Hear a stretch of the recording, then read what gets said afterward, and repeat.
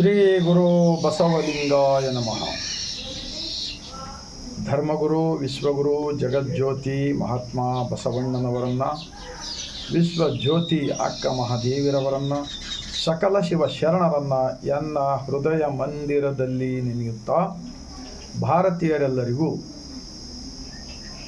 ಶರಣರ ನಾಡು ಅನುಭವ ಮಂಟಪ ಬಸವ ಕಲ್ಯಾಣದ ಭೂಮಿಲಿಂದ ಭಾರತ ದೇಶದಲ್ಲಿರ್ತಕ್ಕಂಥ 150 ಕೋಟಿ ಭಾರತೀಯರಿಗೆ ಬಾಗಿದ ತಲೆ ಮುಗಿದ ಕೈಲಿಂದ ಶರಣ. ಬಸವಣ್ಣನವರು ಸ್ಥಾಪಿಸಿದ ಅನುಭವ ಮಂಟಪದ ಧರ್ಮದಲ್ಲಿ ಪ್ರತಿಯೊಬ್ಬ ವ್ಯಕ್ತಿ ಈ ಭೂಮಿಗೆ ಹುಟ್ಟಿ ಬಂದಿರತಕ್ಕಂಥ, ಜಗತ್ತದಲ್ಲಿ ಯಾವುದೇ ಮೂಲೆಯಲ್ಲಿ ಹುಟ್ಟಲಿ ಅಂತಹ ವ್ಯಕ್ತಿಗೆ ಅವನು ನಿಜವಾಗಿರ್ತಕ್ಕಂಥ ದೇವನನ್ನು ಅರಿತುಕೊಂಡು ಸ್ವತಂತ್ರ ವಿಚಾರದಿಂದ ಬದುಕಲು ನಮಗೆ ಬಸವಣ್ಣನವರು ಅಷ್ಟಾವರಣ, ಪಂಚ ಆಚಾರ, ಶಟಸ್ಥಲ ಈ ಒಂದು ಸೂತ್ರಗಳನ್ನು ಕೊಟ್ಟಿದ್ದಾರೆ. ಅಷ್ಟಾವರಣ ಅಂದರೆ ಗುರು, ಲಿಂಗ, ಜಂಗಮ, ವಿಭೂತಿ, ರುದ್ರಾಕ್ಷಿ, ಮಂತ್ರ, ಪಾದೋದಕ, ಪ್ರಸಾದ. ಈ ಎಲ್ಲ ಸಂಸ್ಕಾರಗಳು ನಮ್ಮ ಬಸವ ಕಲ್ಯಾಣದಲ್ಲಿ ಅಣ್ಣ ಬಸವಣ್ಣನವರು 12ನೇ ಶತಮಾನದಲ್ಲಿ ಎಲ್ಲ ಸಾಮಾನ್ಯ ವರ್ಗದವರಿಗೆ, ದನ ಕಾಯ್ತಕ್ಕಂಥವರಿಗೆ, ಕುರಿ ಕಾಯ್ತಕ್ಕಂಥವರಿಗೆ, ರೈತರಿಗೆ, ಕಂಬಾರ, ಕುಂಬಾರು, ಬಡಿಗರು, ನೂಲಿಚಂದಯ್ಯ, ಇವರು ಎಲ್ಲ ಅಂಬಿಗರ ಚೌಡಯ್ಯ, ಮಡಿವಾಳ ಮಾಜ ಎಲ್ಲ 770 ಜನ ಅಮರಗಣಗಳು, ಲಕ್ಷದ ಮೇಲೆ 96,000 ಉತ್ಪಾದಕ ದುಡಿಯುವ ವರ್ಗದವರು. ಅವ್ರು ಯಾರು ಕೂಡ ಶಾಲಾ ಕಾಲೇಜುಗಳಿಗೆ ಹೋಗಿಲ್ಲ. ಆದರೂ ಕೂಡ ಸೃಷ್ಟಿಕರ್ತನ ಜ್ಞಾನವನ್ನು ಮಹಾತ್ಮ ಬಸವಣ್ಣನವರನ್ನು ಅವರೆಲ್ಲರಿಗೆ ಕೊಟ್ಟು ಕನ್ನಡದ ಅಕ್ಷರವನ್ನು ಕಲಿಸಿ, ಕನ್ನಡದ ಅಕ್ಷರಗಳನ್ನು ಕಲಿಸಿ ಕನ್ನಡದಲ್ಲಿ ವಚನಗಳನ್ನು ಬರೀಲಿಕ್ಕೆ ಪ್ರೋತ್ಸಾಹ ಕೊಟ್ಟಿದ್ದಾರೆ. ಯಾಕೆಂದರೆ ಕನ್ನಡದ ಅಕ್ಷರಗಳೆಂದರೆ ಸುಲಿದ ಬಾಳೆಯ ಹಣ್ಣಿನಂತೆ. ಈ ಅಷ್ಟಾವರಣದಲ್ಲಿ ಗುರು ಎಂದರೆ ನಮ್ಮ ಅರಿವೇ ನಮಗೆ ಗುರು, ಲಿಂಗವೆಂದರೆ ಸೃಷ್ಟಿಕರ್ತನ ಜ್ಞಾನಶಕ್ತಿ ನಮ್ಮ ಹೃದಯ, ಜಂಗಮವೆಂದರೆ ನಮ್ಮ ಒಳಗೆ ಇರತಕ್ಕಂಥ ಸೃಷ್ಟಿಕರ್ತನ ಜ್ಞಾನಶಕ್ತಿ. ಈ ಪಂಚ ಇಂದ್ರಿಯಗಳ ಮುಖಾಂತರ ನಾವು ಈ ಜಗತ್ತನ್ನು ನೋಡ್ತಾ ಇದ್ದೀವಲ್ಲ, ಈ ನಮ್ಮ ಒಳಗೆ ಯಾರಿದ್ದಾರೆ ಇದಕ್ಕೆ ನಾವು ಅರಿತುಕೊಂಡು ಬದುಕೋದಕ್ಕೆ ನಮ್ಮ ಅರಿವೇ ನಮಗೆ ಗುರು. ಜಂಗಮವೆಂದರೆ ಸಮಾಜದಲ್ಲಿರ್ತಕ್ಕಂಥ ಎಲ್ಲ ಮಾನವ ಜೀವರಾಶಿಗಳಲ್ಲಿ ನಾವು ದೇವರನ್ನು ಕಾಣಬೇಕು ಎಂದು ಹೇಳಿದ್ದಾರೆ. ವಿಭೂತಿ ಯಾಕೆ ಹಚ್ಚಿಕೊಳ್ಳಬೇಕೆಂದರೆ ನಮ್ಮ ಒಳಗೆ ಇರ್ತಕ್ಕಂಥ ಕಾಮ, ಕ್ರೋಧ, ಮದ, ಮತ್ಸರ, ಲೋಭ, ಮೋಹಗಳೆಂಬ 6 ವೈರಿಗಳನ್ನು ನಮ್ಮ ಒಳಗೆ ಇಟ್ಟುಕೊಳ್ಳಲಾರದೆ ಬದುಕುವುದು. ಏನು ಮದ, ಮತ್ಸರ, ಲೋಭ, ಮೋಹಗಳೆಂಬ ಇವೆಲ್ಲ ಮನುಷ್ಯನಲ್ಲಿ ಸ್ವಾರ್ಥ, ಕೆಟ್ಟ ಬುದ್ಧಿ, ತಾನೇ ಚೆನ್ನಾಗಿರಬೇಕು, ಇನ್ನೊಬ್ಬರನ್ನು ಹೇಗೆ ಆದರೂ ಪರವಾಗಿಲ್ಲ, ನಾನೇ ಮಹಾಜ್ಞಾನಿ ಇದ್ದೀನಿ, ಉಳಿದವರೆಲ್ಲರೂ ಶಿಷ್ಯರಿದ್ದೀರಿ, ನಾವೇ ಗುರುಗಳಿದ್ದೀವಿ, ಈ ಥರ ಜನರಿಗೆ ಮೋಸ ಮಾಡಿ ಬದುಕತಕ್ಕಂಥದ್ದು. ಇಂಥ ಒಂದು ಗುಲಾಮಗಿರಿಯಲ್ಲಿಂದ ಮುಕ್ತಿಪಡಿಸಿದ್ದಾರೆ ಅಣ್ಣ ಬಸವಣ್ಣನವರು 12ನೇ ಶತಮಾನದ ಪ್ರಧಾನಮಂತ್ರಿ ಅನುಭವ ಮಂಟಪದಲ್ಲಿ. ಈ ರೀತಿ ಪಂಚ ಆಚಾರ ಅಂದರೆ ಲಿಂಗ ಆಚಾರ, ಸದಾ ಆಚಾರ, ಶಿವ ಆಚಾರ, ಭೃತ್ಯಾಚಾರ, ಗಣಾಚಾರ. ಲಿಂಗ ಆಚಾರವೆಂದರೆ ಪ್ರತಿಯೊಬ್ಬ ವ್ಯಕ್ತಿ ಎದೆಯ ಮೇಲೆ ಇಷ್ಟಲಿಂಗವನ್ನು ಧರಿಸಿದ್ದಾರೆ ನಮ್ಮ ಬಸವಾದಿ ಶರಣರು. ಆದರೆ ಅವರೇ ಧರಿಸಿದ್ದಾರೆ, ಅವ್ರದ್ದು ಫೋಟೋಗಳಿಗೆ ನಾವು ಊದುಬತ್ತಿ ಹಚ್ಚಿ ಪೂಜೆ ಮಾಡಿದರೆ ಮುಗಿತು, ನಮಗೆ ದೇವರು ಅಲ್ಲಿತ ನಂಬೋದು 100ಕ್ಕೆ 100 ಸುಳ್ಳಾಗಿದೆ. ನಾವು ಕೂಡ ಅವರ ದಾರಿಯಲ್ಲಿ ಹಿಡಿದುಕೊಂಡು ಹೋಗಬೇಕಾಗಿದೆ. ಬಹಳ ಸರಳ ಜೀವನ ಇದೆ, ಏನಿಲ್ಲ. ನಿಮ್ಮ ಮನೆಗಳಲ್ಲಿ ನೀವು ನಿಮ್ಮ ಮನೆಯೇ ವಾರಣಾಸಿ ಮಾಡಿಕೊಳ್ಳಬಹುದು, ನಿಮ್ಮ ಅಂಗಳವೇ ವಾರಣಾಸಿ. ನಾವು ಅಲ್ಲಿ ಇಲ್ಲಿ ದೇವರ ದಿಂಡ್ರಂತ ಸುತ್ತುವುದು ಅವಶ್ಯಕತೆಯೇ ಇಲ್ಲ. ಕಾರಣ ನಾವು ಬಸವಣ್ಣನವರು ಕೊಟ್ಟ ಲಿಂಗ ಧರ್ಮದಲ್ಲಿ ಸ್ವತಂತ್ರ ವಿಚಾರಧಾರಿಗಳಾಗಿದ್ದರು. ಒಂದು ವೇಳೆ ನಾವು ಈ ಮಾರ್ಗವನ್ನು ಬಿಟ್ಟರೆ ಕುರಿಗಳಾಗಿ ಬದುಕಬೇಕಾಗುತ್ತದೆ. ಅಂದರೆ ಲಿಂಗಾಚಾರ, ಸದಾ ಆಚಾರ. ನಾವು ವರ್ಷಕ್ಕೆ ಒಂದೇ ಸಲ ನಾವು ಶಿವರಾತ್ರಿ ಹಬ್ಬದ ದಿವಸನೇ ಲಿಂಗ ಪೂಜೆ ಮಾಡಿಕೊಳ್ಬೇಕಂತ ಹೇಳಲ್ಲ. ನಾವು ಪ್ರತಿ ಕ್ಷಣ ಅದಕ್ಕೆ ಬಸವಣ್ಣವರು ಹೇಳ್ತಾರೆ, ಶರಣ ನಿದ್ರೆಗೈದರೆ ಜಪ ಕಾಣಿರೋ. ಈ ಬಸವಣ್ಣನವರು ಸ್ಥಾಪಿಸಿದ ಲಿಂಗಾಧರ್ಮ ಏನಿದೆಯಲ್ಲ, 24 ತಾಸು ಯಾವ ರೀತಿ ಮೀನು ನೀರಿನಲ್ಲೇ ಇದ್ದು ಬದುಕ್ತದಲ್ಲ, ಹಾಗೆ ನಮ್ಮ ಒಳಗಡೆ ಜಗದೀಶ ಇದ್ದಾನೆ ಅಂತ ತಿಳ್ಕೊಂಡು ನಾವು ಜಾಗೃತವಾಗಿ ಜೀವನ ಮಾಡಬೇಕಾಗುತ್ತದೆ. ಯಾವಾಗಲೂ ಅಂತರಂಗದ ದೇವನನ್ನು ನೆನೆಸಿಕೊಳ್ಳುವುದರ ಮೂಲಕ. ಲಿಂಗಾಚಾರ, ಸದಾಚಾರ, ಶಿವಾಚಾರ. ಶಿವ ಅಂದರೆ ನಮಗೆ ಕಾಲ್ಪನಿಕ ಶಿವ ಬೇಕಾಗಿಲ್ಲ. ನಮ್ಮ ಜೀವನಲ್ಲಿ ಶಿವನಿದ್ದಾನೆ, ಜೀವಗಳಲ್ಲಿ ಶಿವನಿದ್ದಾನೆ. ಎಲ್ಲರಲ್ಲಿ ಸರಿ ಸಮಾನವಾಗಿ ನಾವು ನೋಡಿಕೊಳ್ಳಬೇಕಾಗುತ್ತದೆ. ಈ ರೀತಿ ಬದುಕುವುದಕ್ಕೆ ಕಲಿಸಿದ್ದಾರೆ ಬಸವಣ್ಣನವರು. ಶಿವಾಚಾರ. ಭ್ರತ್ಯಾಚಾರ ಅಂದರೆ ನಾವು ಬಾಗಿದ ತಲೆ ಮುಗಿದ ಕೈಲಿಂದ ಬದುಕಬೇಕಂದೇಳಿ ಕಲಿಸಿದ್ದಾರೆ. ಈ ರೀತಿ ಮನುಷ್ಯರಲ್ಲಿ ಪ್ರೀತಿಯನ್ನು ಕಲಿಸಿದ್ದಾರೆ. ಗಣಾಚಾರವೆಂದರೆ ಈ ತತ್ವಕ್ಕೆ ಚ್ಯುತಿ ಬಂದಾಗ ಇದಕ್ಕೆ ಕಲಬೆರಕೆ ಮಾಡ್ತಕ್ಕಂಥದ್ದು, ಇದಕ್ಕೆ ಹಾಳು ಮಾಡ್ತಕ್ಕಂಥದ್ದು ಏನಾದರೂ ಮಾಡಿದ್ದೇ ಆದರೆ ಅವತ್ತು 12ನೇ ಶತಮಾನದಲ್ಲಿ ಮಡಿವಾಳ ಮಾಚಿತಂದೆ, ಅಂಬಿಗರ ಚೌಡಯ್ಯ, ಅಕ್ಕ ನಾಗಮ್ಮ, ಚನ್ನ ಬಸವಣ್ಣನವರು, ಇವರೆಲ್ಲ ಶರಣರು ಬಹಳ ದೊಡ್ಡ ಕ್ರಾಂತಿ ಮಾಡಿ ನಮಗೆ ಇವತ್ತು ವಚನಗಳನ್ನು ಉಳಿಸಿದ್ದಾರೆ. ಇವತ್ತು 22,500 ವಚನಗಳು ನಮ್ಮ ಒಂದು ಗ್ರಂಥದಲ್ಲಿವೆ. ಹಾಗೆಯೇ ದೊರಕಿದ್ದು 25,000 ವಚನಗಳು ಸಿಕ್ಕಿವೆ ಅಂತ ಹೇಳ್ತಾರೆ.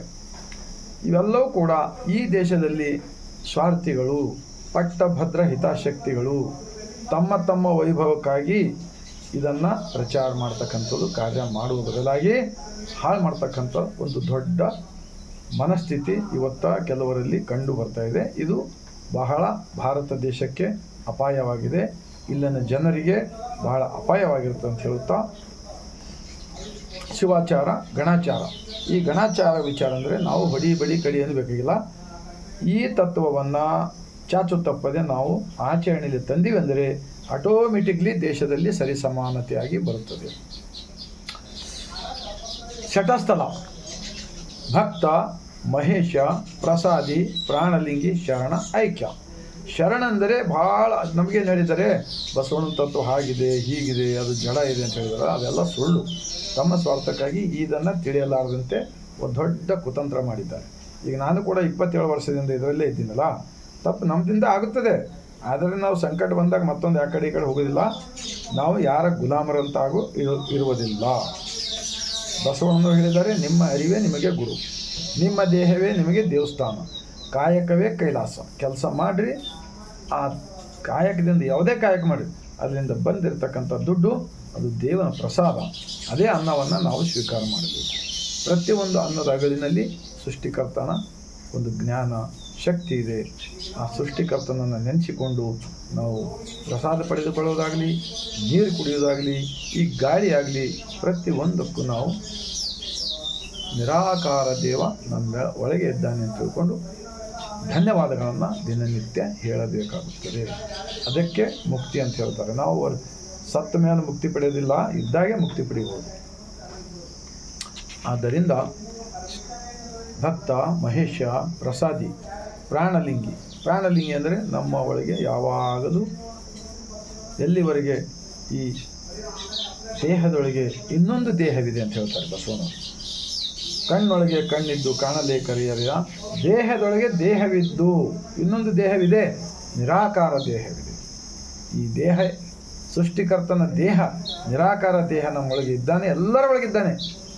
ಇದನ್ನು ಜನರಿಗೆ ತಿಳಿಸ್ತಕ್ಕಂಥವ್ರು ಯಾರೇ ಇರಲಿ, ಅವರೇ ನಿಜವಾಗಿರ್ತಕ್ಕಂತಹ ಒಂದು ಸಮಾಜದಲ್ಲಿ ಎಲ್ಲರನ್ನ ಒಳ್ಳೆಯದನ್ನು ಬಯಸ್ತಾರೆ ಅಂಥೇಳಿ ನಾವು ಅರಿತುಕೊಳ್ಳಬಹುದು. ಪ್ರಾಣಲಿಂಗಿ, ಶರಣ, ಐಕ್ಯ.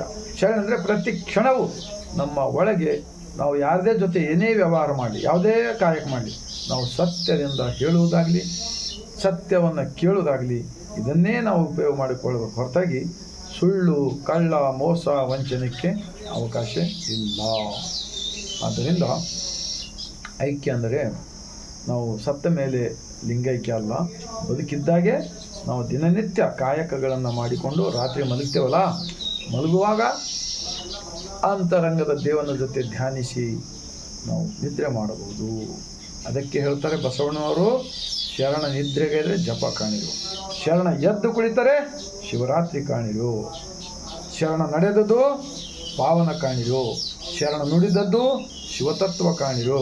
ನಮ್ಮ ಕೂಡಲ ಸಂಗನ ಶರಣನ ಕಾಯವೇ ಕೈಲಾಸ ಕಾಣಿರಣ್ಣ. ಕಾಯ ಅಂದರೆ ಈ ಶರೀರವೇ ನಮಗೆ ಕೈಲಾಸವಿದೆ.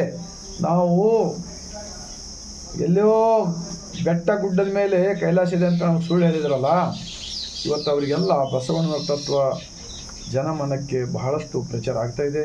ಇದನ್ನು ಕಂಡು ಅವರಲ್ಲಿ ಭಯ ಹುಡ್ತಾ ಇದೆ. ಆ ಕಾರಣಕ್ಕಾಗಿ ಬಸವಾದಿ ಶಿವಶರಣರ ಹಿಂದೂ ಸಮಾವೇಶ ಅಂತೇಳಿ ಮಾಡಲು ಹೊರಟಿದ್ದಾರಲ್ಲ, ಅವ್ರು ಯಾರು ಕೂಡ ಬಸವಣ್ಣನವ್ರ ತತ್ವ ಆಚರಣೆ ಮಾಡ್ತಾಯಿಲ್ಲ, ಜನರಿಗೆ ಹೇಳ್ತಾ ಇಲ್ಲ. ನಾವು ಜೀವನದಲ್ಲಿ 27 ವರ್ಷ ಆಯ್ತು ನೋಡ್ತಾ ಇದ್ದೀನಿ.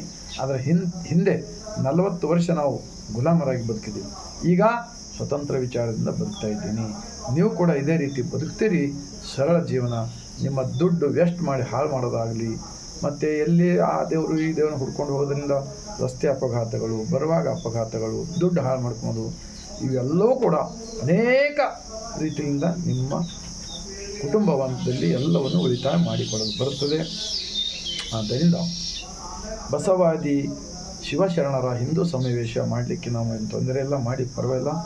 ಆದರೆ ಅಲ್ಲಮಪ್ರಭುರವರು ಹೇಳ್ತಾರೆ ಒಂದು ವಚನ ಅನುಭವ ಮಂಟಪದಲ್ಲಿ, ಶಿವಗುರು ಎಂದು ಬಲ್ಲಾತನೇ ಗುರು, ಶಿವಲಿಂಗವೆಂದು ಬಲ್ಲಾತನೇ ಗುರು, ಶಿವಜಂಗಮವೆಂದು ಬಲ್ಲಾತನೇ ಗುರು, ಶಿವಪ್ರಸಾದವೆಂದು ಬಲ್ಲಾತನೇ ಗುರು, ಶಿವ ಆಚಾರವೆಂದು ಬಲ್ಲಾತನೇ ಗುರು, ಇಂತಿಹಿ ಪಂಚವಿಧವೇ ಪಂಚಬ್ರಹ್ಮವೆಂದು ಅರುಹಿದ ಮಹಾಮಹಿಮ ಸಂಗನ ಬಸವಣ್ಣನವರು ಎನಗೆಯೂ ಗುರು, ನಿಮಗೆಯೂ ಗುರು, ಜಗವೆಲ್ಲಕ್ಕೂ ಗುರು ಕಾಣ ಗುಹೇಶ್ವರ ಅಂತೇಳಿ 280 ಕೋಟಿ ವಚನಗಳನ್ನು ಬರೆದಿರ್ತಕ್ಕಂಥ ಅಲ್ಲಂಪ್ರಭುರವರು ಹೇಳಬೇಕಾದ್ರೆ, ಈ ಸಮಾವೇಶ ಮಾಡ್ತಕ್ಕಂಥವ್ರು ಏನು ಯಾರೇ ಇರಲಿ, ಎಲ್ಲೇ ಮಾಡಿ, ನೀವೆಲ್ಲರೂ ಇದನ್ನು ವಚನ ಒಂದು ವೇಳೆ ಹೇಳಿದರೆ ಜನ ಒಪ್ಪುತ್ತಾರೆ ನಿಮ್ಮನ್ನು.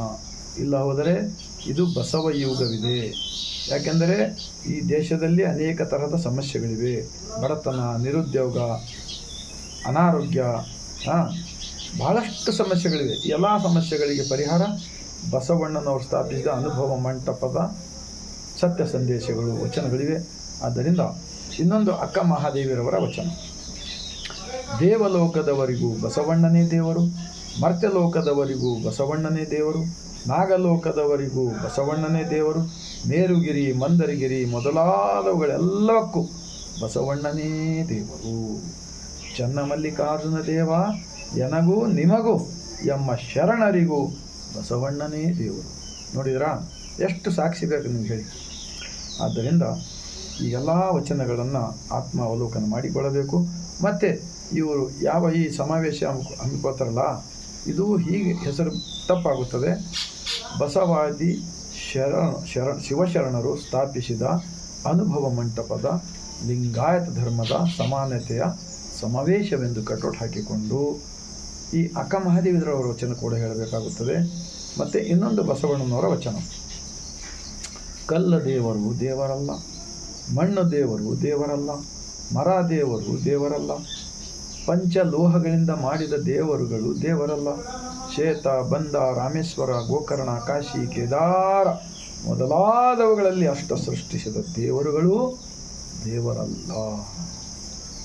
ತನ್ನ ತಾನು ಅರಿತು, ಕೊನೆಯದಾಗಿ ತಿಳ್ಕೋಬೇಕು ತಾವೆಲ್ಲರೂ, ತನ್ನ ತಾನು ಅರಿತು ತಾನು ಯಾರು ಎಂದು ತಿಳಿದರೆ ತಾನೇ ದೇವನೋಡ ಅಪ್ರಮಾಣ ಕೂಡಲ ಸಂಗಮ ದೇವ. ಈ ವಚನ ಕೂಡ ಅಲ್ಲಿ ಹೇಳಿದರೆ ಜನ ನಂಬುತ್ತಾರೆ. ನಿಮ್ಮೆಲ್ಲರನ್ನ ಗೌರವ ಸಿಗುತ್ತೆ ಎಂದು ಒಂದು ಕಳಕಳಿ ವಿನಂತಿ. ಇನ್ನೊಂದು ಬಸವಣ್ಣನವರ ವಚನ, ಕುರಿಯ ಹಿಂಡು ಕಬ್ಬಿನ ಉಲಿವ ತೋಟವ ಹೊಕ್ಕು, ತೆರನ ನರಿಯದೆ ತನಿ ರಸದ ಹೊರಗಣ ಎಲೆಯನ್ನೇ ಮೈದವು, ನಿಮ್ಮ ಅರಿತ ಮದಕರಿಯಲ್ಲದೆ ಕುರಿ ಬಲ್ಲುದೇ ಕೂಡಲ ಸಂಗಮ ದೇವ. ಈ ವಚನದ ಭಾವಾರ್ಥ ಏನಿದೆ ಅಂದರೆ, ಒಂದು ಕಬ್ಬಿನ ತೋಟ ಇದೆ ಅಂತ ತಿಳ್ಕೊಳ್ಳಿ. ಆ ಕಬ್ಬಿನ ತೋಟದಲ್ಲಿ ಕುರಿಗಳ ಹಿಂಡು ಹೋಗುತ್ತದೆ. ಆ ಕಬ್ಬಿನ ತೋಟದಲ್ಲಿ ಕುರಿಗಳು ಹೋದಾಗ ಏನು ತಿನ್ನುತ್ತವೆ? ಕಬ್ಬು ತಿಂತವ? ಕಬ್ಬು ತಿನ್ನಲಿಕ್ಕೆ ಬರುವುದೇ ಇಲ್ಲ. ಮತ್ತು ಅದರಲ್ಲಿರ್ತಕ್ಕಂತಹ ಸಿಹಿಯನ್ನು ಅವುಗಳಿಗೆ ತಿಳಿಲಿಕ್ಕೆ ಆಗೋದಿಲ್ಲ. ಬರೀ ಎಲೆಗಳನ್ನು ತಿಂದು ಹೋಗುತ್ತವೆ. ಅದೇ ಕಬ್ಬಿನ ತೋಟದಲ್ಲಿ ಆನೆ ಹೋದರೆ ಏನು ತಿನ್ನುತ್ತದೆ? ಇಡೀ ಕಬ್ಬನ್ನೇ ತಿಂದು ಬಿಡುತ್ತದೆ, ತಪ್ಪಲು ಸಹಿತ. ಆ ಆನೆಗೆ ಆ ಕಬ್ಬಿನ ಒಳಗಿನ ಸಿಹಿಯನ್ನು ಗೊತ್ತಾಗುತ್ತಲ್ಲ, ಹಾಗೆಯೇ ದೇವರ ಬಗ್ಗೆ, ಧರ್ಮದ ಬಗ್ಗೆ, ವಿಚಾರ ಆಚಾರದ ಬಗ್ಗೆ, ನಮ್ಮ ನಡೆ ನುಡಿಗಳ ಬಗ್ಗೆ ಎಲ್ಲವನ್ನು ಅರಿತುಕೊಂಡು ನಮ್ಮೊಳಗೆ ದೇವರು ಇದ್ದಾನಪ್ಪ ಅಂಥೇಳಿ ಈ ಭಾವ ಇಟ್ಕೊಂಡು ಯಾವ ಸ್ವತಂತ್ರವಾಗಿ ಬದುಕ್ತಾನಲ್ಲ ಅವನು ನಿಜವಾಗಿರ್ತಕ್ಕಂಥ ಆನೆ ಒಂದು ಸಾತ್ವಿಕ ಪ್ರಾಣಿ. ಆನೆ ಥರ ಬದುಕ್ತಾನೆ. ದಿನನಿತ್ಯ ಧ್ಯಾನ ಮತ್ತು ಪ್ರಾರ್ಥನೆ, ವಚನಗಳ ಚಿಂತನೆಗಳನ್ನು ಮಾಡೋದ್ರ ಮೂಲಕ ಆರೋಗ್ಯವಂತ ದೇಹವನ್ನು ಉಳಿಸಿಕೊಂಡು ಆರೋಗ್ಯವಂತ ಸಮಾಜವನ್ನು ಕಟ್ಟಲು ಬಯಸುತ್ತಾನೆ. ಇಂತಹ ಸಮಾಜ ನಿರ್ಮಾಣ ಮಾಡಬೇಕಾಗಿದೆ. ಆದ್ದರಿಂದ ನಾವು ಒಂದೇ ಒಂದು ವಿನಂತಿ ಮಾಡ್ಕೊಳ್ತೀನಿ. ಜನ ಇವತ್ತು ಎಲ್ಲರ ಕೈಯಲ್ಲಿ ಮೊಬೈಲ್ಗಳಿವೆ. ಮೊಬೈಲ್ ಅನುಭವ ಮಂಟಪ. ಆ ಕಾರಣಕ್ಕಾಗಿ ಬಸವಾದಿ ಶರಣರ ವಚನಗಳು ಬೇಕಾದಷ್ಟು ವಚನಗಳಿವೆ. ಎಷ್ಟೇ ಪ್ರಯತ್ನ ಪಟ್ಟರೂ ನಿಮ್ಮ ಕಾರ್ಯ ಅದು ಜನ ಎಲ್ಲರೂ ಮೆಚ್ಚೋದಿಲ್ಲ. ಕೆಲವರು ಮೆಚ್ಚಬಹುದು. ಯಾಕೆಂದರೆ ಪಾಪ ಮುಗ್ಧ ಜನ ವಚನಗಳನ್ನು ಓದಿಲ್ಲ. ನಾನೇ ಓದಿಲ್ಲ 27 ವರ್ಷ ಹಿಂದೆ. ನಾನೇ ದೇವರು ಧರ್ಮ ಅದು ಇದು ಅಂತೇಳಿ ನಮ್ಮ ತಾಯಿ ತಂದೆ ಹೇಳ್ತಾಯಿದ್ರು. ಅವೆಲ್ಲ ದುಡ್ಡು ಹಾಳು ಮಾಡಿಕೊಂಡು ಮತ್ತೆ ಬಡ್ಡಿಲಿ ದುಡ್ಡು ತೊಗೊತಾಯಿದ್ದೀನಿ. ನಾನು ಬಸವ ಕಲ್ಯಾಣದಲ್ಲಿ ಸರ್ಕಾರಿ ಆಸ್ಪತ್ರೆ ಆರೋಗ್ಯ ಇಲಾಖೆಯಲ್ಲಿ ಆಂಬುಲೆನ್ಸ್ ವಾಹನ ಚಾಲಕನಾಗಿ ಕರ್ತವ್ಯ ನಿರ್ವಹಿಸಿದ್ದೇನೆ 31 ವರ್ಷ. ಈಗ 8 ವರ್ಷ ಆಯಿತು ನಾನು ರಿಟೈರ್ಮೆಂಟ್ ಆಗಿ. 27 ವರ್ಷಕ್ಕಿಂತ ಹಿಂದೆ 5 ರೂಪಾಯಿದು ಒಂದು ವಚನ ಬುಕ್ ಓದಿದ್ದೀನಿ. ಆವಾಗ ನಾನು ಮತ್ತೆ ಇನ್ನೂ ವಚನಗಳು ಎಲ್ಲಿ ಸಿಗ್ತಾವಪ್ಪ ಅಂಥೇಳಿ ಪುಸ್ತಕವನ್ನು ಖರೀದಿ ಮಾಡುತ್ತಾ ಓದುತ್ತಾ ಹೋದಾಗ ಈ ಭಾರತ ದೇಶ ಎಷ್ಟೊಂದು ಗುಲಾಮ ಆಗಿದೆಯಪ್ಪ ಸ್ವತಂತ್ರ ದೇಶದಲ್ಲಿ ಕೂಡ ಅಂಥೇಳಿ ನನಗನ್ನಿಸಿತ್ತು. ಅವತ್ತಿನಿಂದ ಇವತ್ತಿನವರೆಗೆ ನಾನು ಪ್ರಚಾರದಲ್ಲಿ ಇರುತ್ತೇನೆ. ನನ್ನ ಕಾಯಕದ ಮೂಲಕ ಮಾಡಿದ್ದೇನೆ ಡ್ಯೂಟಿ ಮಾಡುವಾಗ. ಈಗಂತೂ ರಿಟೈರ್ಮೆಂಟ್ ಆಗಿದ್ದೀನಿ. 8 ವರ್ಷ ಆಯಿತು. ನೀವೆಲ್ಲರೂ ಕೂಡ ಏನೋ ಒಂದು ಗೊತ್ತಿರಲಾದಕ್ಕೆ ತಪ್ಪು ಮಾಡಿದ್ರೆ ಮಾಫ್ ಅಂತ ತಿಳ್ಕೊರಿ. ಆದರೆ ತಿಳುವಳಿಕೆ ಉಳ್ಳವರು ಗುರುಗಳು ಅಂತೇಳಿ ಪಾಪ ಜನ ದುಡ್ಡು ಕೊಟ್ಟು ಕಾಲು ಬಿದ್ದು ಎಲ್ಲವನ್ನು ಮಾಡಿದ್ದಾರೆ ಅವ್ರಿಗೆ ಸೇವೆ. ಅಂಥವ್ರದ್ದೇನು ತಪ್ಪು ಆಗಬಾರ್ದು ಅಂಥೇಳಿ ಕೊನೆಯದಾಗಿ ಹೇಳ್ತಾ ಈ ವಿಡಿಯೋ ನಿಮ್ಮ ಹೃದಯವಿದ್ದರೆ ನಿಮ್ಮ ಹೃದಯಕ್ಕೆ ತಟ್ಟಿದೆ ಆದರೆ ತಾವು ಸಬ್ಸ್ಕ್ರೈಬ್ ಮಾಡಿರಿ, ಲೈಕ್ ಮಾಡಿರಿ. ಮತ್ತು ಇದು ಬಸವಣ್ಣನವರ ಧರ್ಮ. ಪ್ರಗತಿಪರ ಧರ್ಮವಿದೆ. ಬಡವರನ್ನು ಮೇಲೆ ಎತ್ತುವ ಧರ್ಮವಿದೆ. ತುಳಿತಕ್ಕೆ ಒಳಗಾದನ್ನು ಅಪ್ಪಿಕೊಳ್ಳುವ ಧರ್ಮವಿದೆ. ದೇಶದ ಉನ್ನತಿಗಾಗಿ, ಪ್ರಗತಿಗಾಗಿ ಇಡೀ ಜಗತ್ತವನ್ನೇ ಭಾರತದ ಕಡೆ ನೋಡುತ್ತಿದೆ. ಅವರು ವಿಶ್ವಗುರು ಅಂತ ಹೇಳ್ತಾ ಇದ್ದಾರೆ ಭಾಳ. ಆದರೆ ವಿಶ್ವಗುರು ಯಾರಿಂದ ಆಗಲು ಸಾಧ್ಯವಿಲ್ಲ. ಬಸವಣ್ಣನವರು ಸ್ಥಾಪಿಸಿದ ಅನುಭವ ಮಂಟಪದ ಸರ್ವಸಮಾನತೆಯ ಲಿಂಗಾಯತ ಧರ್ಮದಿಂದ ಮಾತ್ರ ನಮ್ಮ ಭಾರತ ದೇಶ ವಿಶ್ವಗುರು ಆಗಲಿದೆ.